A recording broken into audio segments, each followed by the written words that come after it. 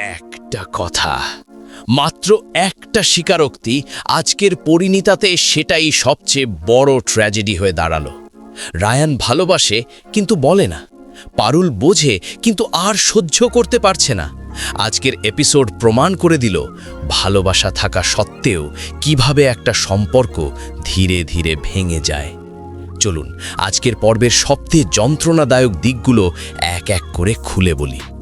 আজকের এপিসোডে কোনো বড় চমক ছিল না, কিন্তু ছিল এমন কিছু দৃশ্য যেগুলো নিঃশব্দে বুকের ভেতর আঘাত করে। পারুল, আমি প্রমাণ চাই না, শুধু শুনতে চাই। পারুল আজ পরিষ্কার করে বুঝিয়ে দিয়েছে তার চাওয়া কোনো বড় সিদ্ধান্ত নয়, কোনো ভবিষ্যতের আশ্বাস নয়। সে শুধু একবার শুনতে চায় রায়ান মুখে বলুক সে তাকে ভালোবাসে।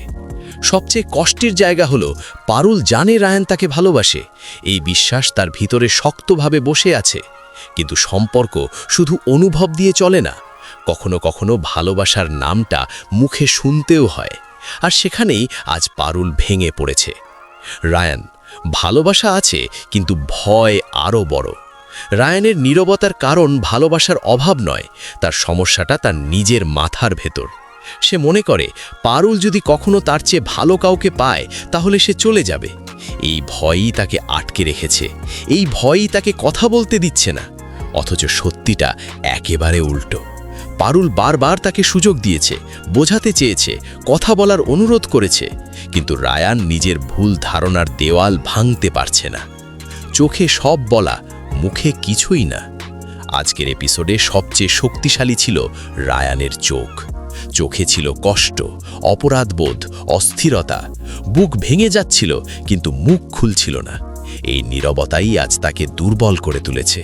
কারণ সম্পর্কের সবচেয়ে ভয়ঙ্কর জায়গা হলো যখন বলার সুযোগ থাকলেও কেউ চুপ করে থাকে।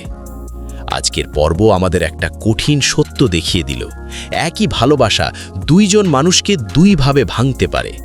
পারুল ভাঙছে প্রত্যাশায়, রায়ান ভাঙছে ভয় আর দ্বিধায়। এই মুহূর্তে গল্প যে জায়গায় দাঁড়িয়ে সেখানে একটা প্রশ্ন খুব স্পষ্ট: রায়ান কি নিজের ভয় ভাঙতে পারবে, নাকি এই নীরবতাই এই সম্পর্কের শেষ অধ্যায় লিখে দেবে? আজকের এপিসোড বড় ঘটনার জন্য নয়, বরং না বলা একটা বাক্যের জন্য স্মরণীয় হয়ে থাকলো। কারণ কখনো কখনো সম্পর্ক ভাঙে চিৎকারে নয়, ভাঙে নীরবতায়। আপনার কি মনে হয় রায়ানের এই চুপ করে থাকাই কি সবচেয়ে বড় ভুল, নাকি পারুলের প্রত্যাশাই বেশি হয়ে যাচ্ছে? কমেন্টে আপনার মতামত লিখুন। এভাবেই পরিণীতার প্রতিটা এপিসোডের গভীর, সৎ আর বাস্তব বিশ্লেষণ পেতে এখনই চ্যানেলটি সাবস্ক্রাইব করুন। পরের পর্বের বিশ্লেষণ নিয়ে খুব শিগগিরই আবার দেখা হবে।